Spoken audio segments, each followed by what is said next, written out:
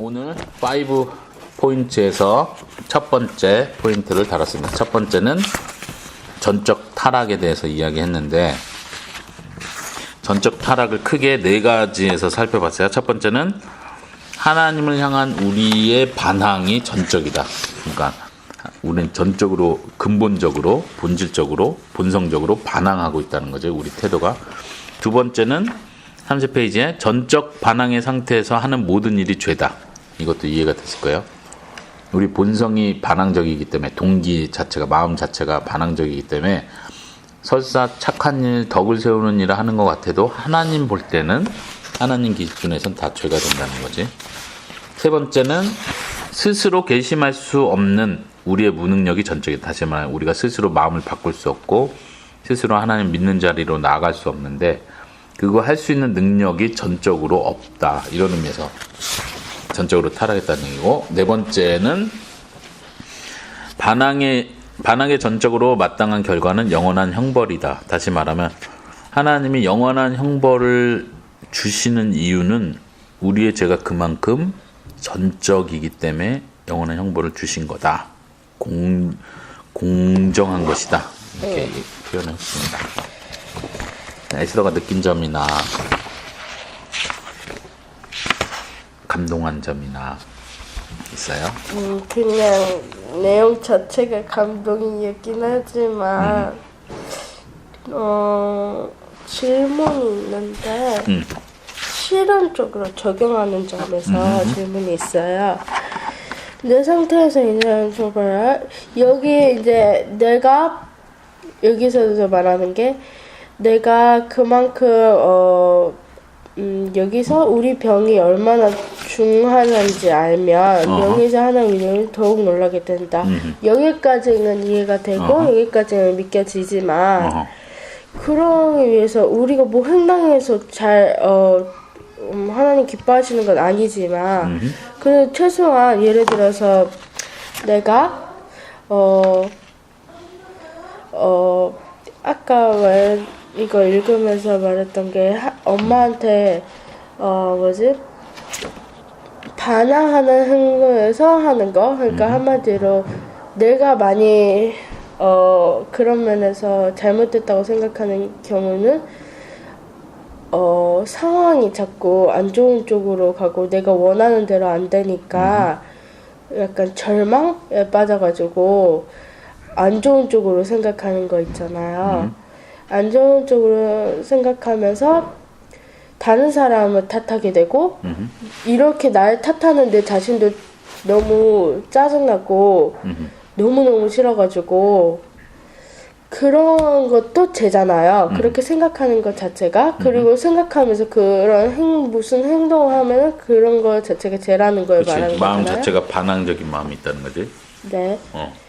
그러면은 그런 문제에서는 어떻게 해야 될까요? 그럼 아무리 하나님이 명예에서 위대하심을 알게 돼도 우리 인간은 하나님이 이렇게 선택해주고 구원해줘도 천국 가기 전까지는 계속 죄를 짓게 되고 본성은 아직 죄기 때문에 계속 이렇게 되잖아요. 그래서 그런 생각이 드는 걸 확 없앨 수는 없단 말이에요. 그치.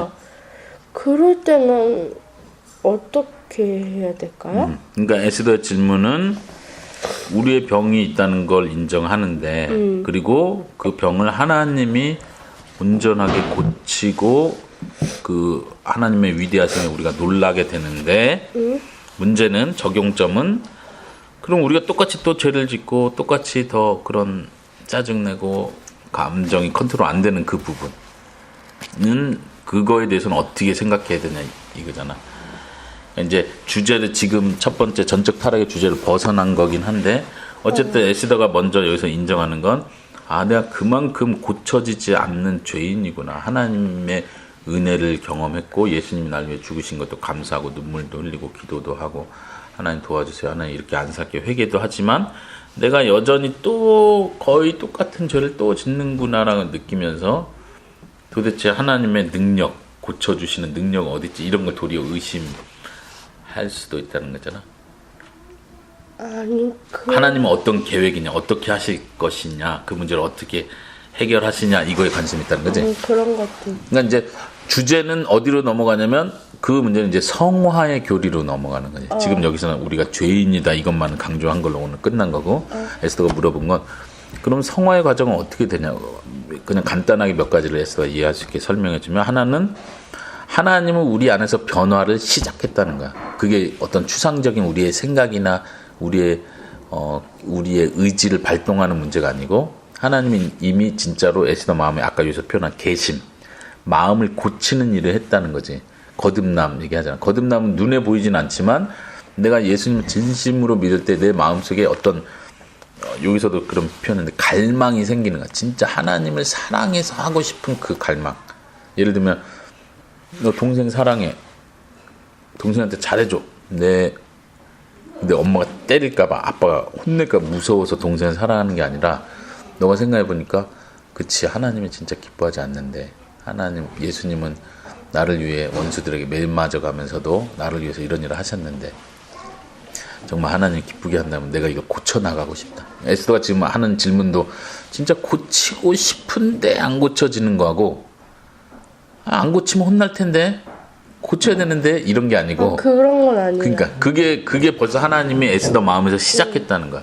진짜 하나님을 위해서 고치고 싶은 그 마음. 하나님은 사랑하기 때문에 단지 그냥 혼나는 게 무서워서가 아니라 지옥 가는 게 무서워서가 아니라 그게 하나님이 이미 에스더 안에 시작했다는 첫 번째는 그걸 기억해야 돼. 그리고 실제로 그 일을 위해서 이제 이 우리가 5가지 다루는 거 구원과 연관된 거고 아까 아빠 말한 주제가 성화의 문제로 넘어간다 했잖아. 성화의 문제에서는 이거는 하나님이 혼자 하시는 일이 아니야. 구원은 하나님이 혼자 하시는 일이야. 그런 면에서 하나님 우리 마음을 통째로 바꾸시는 거 하나님이 하는 거지. 우리가 협조하는 문제가 아니라. 그러나 하나님이 우리를 거듭나게 하시고 성화의 길을 걷게 할 때 하나님께서 우리에게 요구하셔. 우리가 노력해야 되고 기도해야 되고 다시 붙들고 회개해야 되고 이거는 정말 최선을 다해서 계속 노력해야 될 거야. 그리고 하나님은 계속해서 우리가 노력할 수 있도록 자극을 주시는 거야. 그 자극은 성령님을 통해서 성령님이 에스더 마음에 더 양심의 가책을 느끼게 하시고 어느 때는 엄마 잔소리하면 몰라 그랬는데 나중에 생각해보니까 이러면 안 되지. 그런 자극들이 성령님이 계속 에스더 안에서 역사하는 거거든. 그게 오래 걸려. 그래서 인내가 필요하고 끝까지 하나님을 의지하는 게 필요하고 왜 난 변화가 안 되지? 하나님이 정말 나를 변화시킨 거 맞나? 내가 정말 거듭난 거 맞나? 이런 생각이 들 때가 많아. 아빠도 마찬가지고. 그렇지만 하나님은 그 일을 계속 하고 있다는 겁니다. 2가지. 하나는 하나님이 이미 시작했다. 2번째는 하나님은 그걸 계속 하고 있다. 변화시키는 일을 하고 있다. 그리고 우리가 거기에 열심히 적극적으로 협력하고 노력해야 된다. 노력하지 않으면 안 돼. 기도도 노력하지 않으면 안 된다는 말이 하나님이 기도를 도와주지만 우리가 꾸준히 성경 읽고 기도하고 이런 노력을 하면서 내가 조금씩 변화되는 거거든. 확 바뀔 수 있는 게 아니야. 그치. 그러면서 그래서 이제 죄 죽이기 이런 설교도 했었잖아. 우리 속에 이미 죄가 있다. 예수님 믿는 사람도 이미 죄가 있어서 이 죄를 죽이는 훈련을 계속 해야 되는 죄를 분별하고 왜 내가 이런 죄를 또 짓게 될까 생각하고 기도하고 회개하고 또 하나님 의지하고 도와주세요 하고 또 다시 성경을 배우면서 다시 우리 이런 책 읽는 것처럼 사탄의 전략이 뭔가 또 생각하고 각성하고 계속 이 과정을 계속 반복하는 거야. 이렇게 반복하는 사람은 영적으로 계속 성장하는데 교회는 다니지만 관심이 없어. 마치 사단이 유혹하는 대로 그냥 따라가. 그러면 진짜 성장하지 않아. 이 사람은 막 10년 20년을 교회 다녀도 그냥 영적인 면에서는 그냥 어린애같이 유혹에도 잘 넘어지고 생각하는 것도 세상 사람처럼 생각하고 이 사람은 진짜 구원받았는지 안 받았는지 모를 정도로 그건 성장하지 않는 거지. 그러면서 우리가 열심히 노력해야 된다. 하여튼 오늘 첫 번째 포인트는 다시 정리하면 우리의 죄가 전적이다. 아까 34페이지 35페이지에서 요약을 잘 해줬는데 아빠가 한번 여기 읽고 마치겠습니다. 전적 타락의 의미를 요약하면 다음과 같다. 하나님을 향한 우리의 반항은 전적이며 그 반항의 상태에서 우리가 행하는 모든 일은 죄다.